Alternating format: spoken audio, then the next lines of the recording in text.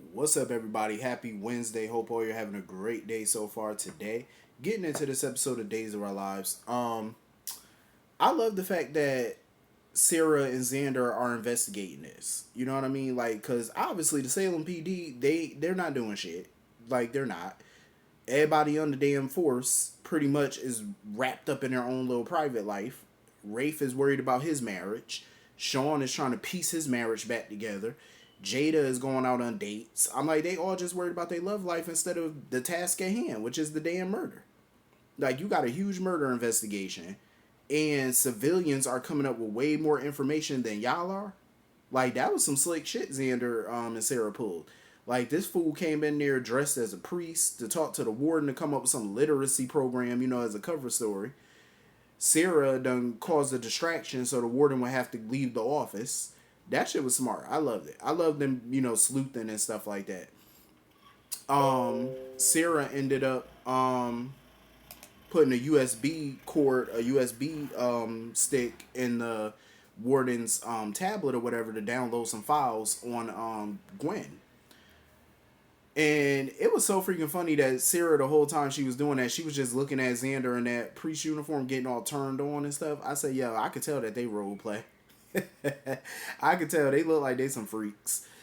Um, so they done took the USB back to their room when the warden came back and stuff, and they looked at the files. They looked at the file on Gwen, and they saw that for several hours on the day of Abigail's murder, she was unaccounted for in that prison. And she had a visit on the day of Abigail's murder from Leo and Ava. And on top of that, she's made phone calls to Leo and Ava the day of Abigail's murder. So now they're trying to piece it all together and see if Ava could be the key to helping them solve this case and clearing Sarah's name. I love it. I love that Sarah, because think about it, Sarah could just sit around, have her lawyers handle this, go through a trial or whatever, play victim or whatever. But Sarah said, no, I'm not going to sit around. And Xander said, I'm not going to sit around. We going to link up together and we going to figure this thing out. I love it. I love seeing them try to crack this case together. Shit, they should be in the Salem PD, honestly. Um, Speaking of Gwen, she ended up going over to the mansion because first she thought Ava was still at her place or whatever. But of course, Kristen was there. Kristen is so aggravating. Like, she's sitting there basically asking Gwen to give her some dirt on Ava so she could oust her from the mansion or whatever. I'm like, Kristen, how the hell is ousting Ava from the mansion supposed to get you in the mansion? EJ owns the damn house. Like, if he don't want Kristen there, Kristen's not gonna be there. He owns it. How does she figure she's gonna get in the mansion or she's gonna redecorate it or whatever? Like, none of that is gonna happen. Go sit down. Um, so Kristen's sitting there calling Dr. Roth, demanding that he wake up Stefan. I'm confused by that too. Like, why does she want Stefan awake so bad? Like, how can he help you? Like, is she trying to wake him up to be an ally of hers, or like, who knows? But it's just like, I really don't see the point. I'm not a big Stefan fan anyway. I really don't care for that character. But Kristen need to go find a life because her trying to get this mansion is ridiculous. It ain't gonna happen. So you might as well go sit down. Um. So anyway, Gwen ends up showing up to the mansion to talk to Ava about keeping her mouth shut about the night that she helped her slip out of Statesville. And Ava's under the impression that the reason she want Ava to be quiet about it is because Gwen is the one who killed Abigail. But Gwen is certain that she didn't do it. Like, she keeps insisting she didn't do it. My thing is, if Gwen didn't do it, what the hell did she escape Statesville for? For several hours. What was she going to do? Like, you escaped the prison for what? That's what I want to know. If she's not the killer, then what the hell did she go? That's what I need to know. Like, what was she out there doing then? I'm starting to think that Gwen probably isn't the killer because I feel like that's too obvious, maybe.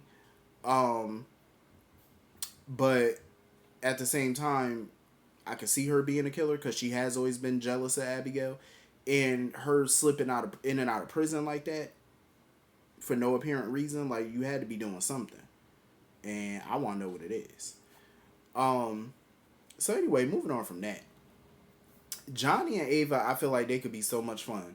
Like when he saw her dancing around in her robe and stuff, and that robe dropped, he was looking at her like, and he dropped his towel and she saw him. I was like, oh shit, here we go. They about to be bumping uglies in a minute. Cause they both liked what they saw, so I could definitely see them, doing the do. Um, I said, go ahead, Ava. Ava trying to get her groove back. She said, the hell with that. She said, let me go get something young. And shit, Johnny said, let me go get something a little older. She aged like fine wine. Let me see what's going on up in there. Um, I like them together. I think Johnny and Ava could definitely be fun. Just being little sex buddies or whatever. Allie was working my damn nerve. I'm not even gonna lie. See, this is why I didn't want Chanel to choose Allie, because I feel like Allie is immature as hell. Because she was upset when she brought the flower arrangement to Chanel because she thought Johnny was the one that sent it. So she started ranting and raving about that. So then Chanel told her how the flowers are from Paulina because she was, briefly thinking about teaming up with Johnny to help him get Chanel back. So of course, that sent Allie into overboard. Like she was like, you know what? Let me go confront him. I'm like, Allie, go sit down. That's why I wish Chanel would have never told her nothing, because I had a feeling she was gonna clip clop and stomp off after him to go confront him. And I feel like not everything needs to be a confrontation. You know what I mean? Like she's very immature. She should have just let it go. Like at the end of the day, Paulina backed down. Chanel is still with you. Why do you feel the need to go confront Johnny and mark your territory? For what? So then when she saw Johnny, she pretty much warned him to back off. And my whole thing is he supposed to be afraid of you? That's what I want to know. Like, Allie does not pump fear in nobody's heart. Like, she just doesn't scare anybody. Like, I wouldn't even take Allie's threats seriously because they seem very idle to me. It's like, what are you going to do? So she started getting into it with Ava or whatever, basically trying to threaten Ava, talking about some, oh, if you keep talking to me like that, you'll never be a part of Henry's life. Allie, go sit down. You swear you got some type of power. Like, all she is all bark. That's all I hear. But I have yet to see your bite. What you gonna do? Throw a pie in somebody's face again? Punch him in the nose? What are you gonna do?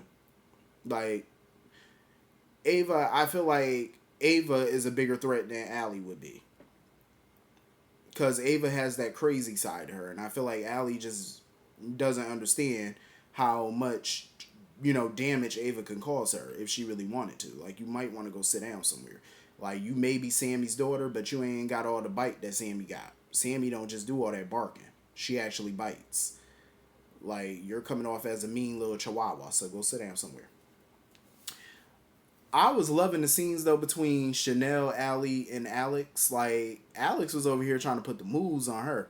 I don't blame him, because the way Chanel was looking at Alex, she definitely wouldn't mind, taking him for a little spin. Like, she trying to be faithful and loyal to Allie, but I seen the way she was looking at Alex. She definitely was, ready to risk it all, right then and there. um, and Alex sitting there talking about, oh, I didn't know you were gay. Allie said, no, I'm bi. And I love how Chanel was like, I'm me. I'm just me. I love it. And he was like, well, maybe both of y'all could show me around and stuff like that. I said, look at Alex. Alex don't be giving a damn. He was like, listen, I'm down for a menage a trois. I don't give a damn. That would be some shit. If Alex ended up sleeping with both of them, I would be like, oh shit. I would love it. if Alex was, able to get Allie and Chanel, that would be crazy if they all had a little menage a trois. I would be so here for it. I would be. I love fun couples that do little freaky, kinky, fun shit. I love it. See, this is why I'm happy about them moving to Peacock, because I think they could pull things off like this on Peacock. Like, on a streaming service, you can pull some shit like this off and make it realistic. Because on TV, they only gonna go but so far. They only gonna go but so far on TV, but a streamer, oh, we can get the full scene now. I would be here for it. Absolutely. Um. So anyway, moving on from that, Sonny need to pipe down somewhere. I am so over him and his little ranting. I mean, I get that he's upset with Victor for going behind his back and hiring Alex to be a VP with the company and stuff like that, because he basically offered that position to Sonny offered it to Chad because he felt like Chad needed a distraction. So he was like, "Why don't you come work at Titan?" But Alex was like, "No, Uncle Vic already gave me that job, so that's a no go." Um, so he's upset, ranting and raving or whatever. And my whole thing is, well, I could understand why Victor did it. Don't get me wrong, I understand why Sonny's upset because as CEO, he wants to be taken seriously. He doesn't want people pulling strings behind his back. So I get it. But if he wants people to take him seriously as CEO, he needs to start getting serious because I feel like he needs to become more ruthless in the business world. He really needs to show people like I'm not to be played with. That's how Victor ran the company. That's how Alex pretty much is. Even though Alex is, he might not seem like he ruthless, but Alex is a big schemer. You know what I'm saying? Like he's definitely a schemer. He always got a trick up his sleeve, and Sonny needs to start acting like that in the business world. Like you don't need to act like that in your personal life or nothing like that, but in the business world, it's very cutthroat, and Sonny needs to start doing that. Like start showing people that you can handle this. That's why I feel like Victor felt the need to go behind his back and hire Alex because Sonny's making some mistakes that could have cost Titan a shit ton of money, and Victor is not about to continue to let that happen. So he needs somebody to help Sonny out, and Sonny should be grateful because at the end of the day, Victor could have just fired his ass and say, you know what, you've been making a mistake that could have cost this company a fortune. I'm letting you go, but he didn't. He definitely could have. Um, and I definitely agree with him though. I definitely agree with Sonny as far as Chad go. Chad need grief counseling. He does. Like he need to talk to Marlena or somebody because he can't keep going on a bender the way that he been going on. That's not good. But I'm glad, Chad at least is about to try to mend fences with Thomas after they big blow up and stuff like that. Because that's first things first. That's what he needs to do. He need to, be there for his kids.